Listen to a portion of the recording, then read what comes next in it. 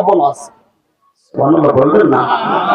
এবার রব্বুল আলামিন ওই পরের আয়াতটা নাযিল করলেন, মা আগনা আনহু মালুহু ওয়া মা কাসাব।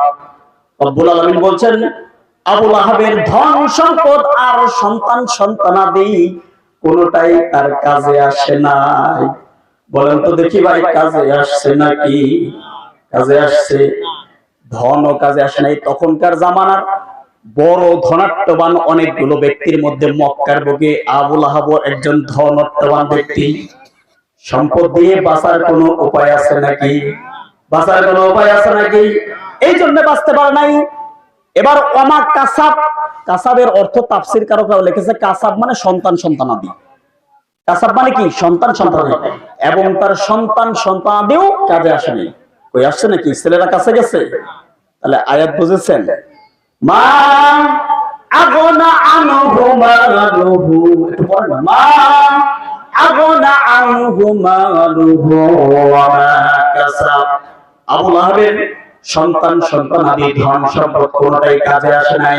তাহলে আমি বলবো, ও ভাই, ও তরুণ ভাই, ও যুবক ভাই, ও মুরব্বী ভাই, ও মা বোন, পর্দার অন্তরে যারা আছেন, অনুরোধ করে যাই, সম্পদের কোটি কোটি টাকা থাকলেও সেটা নিয়ে বাহাদুরি করার কোনো উপায় নাই। মরতে একদিন হবে কি হবে না, কথা বলেন ঠিক কিনা? মাঝে মাঝে মনে হয় কিসের আনন্দ, কিসের তো হাসি উল্লাস। মাঝে মাঝে মনে হয় কিসের আনন্দ, কিসের তো হাসি উল্লাস। মরণ হবে হবে, মরতে হবে না?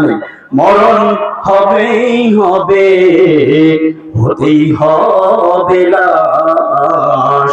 মাঝে মাঝে মনে হয় কিসের আনন্দ, কিসের তো হাসি উল্লাস। লিল্লাহে তাকবীর, লিল্লাহে তাকবীর, লিল্লাহে তাকবীর, লিল্লাহে তাকবীর। বলছিলাম, আল্লাহ তাআলা আয়াত নাযিল করলেন, তোমার ধন সম্পদ সন্তান সন্তানাদি আবু লাহাবের কাজে আসে নাই। কাজে আসছে নাকি? এরপর রব্বুল আলামিন বলছেন, সায়াসলা নারান যাতা লাহাব।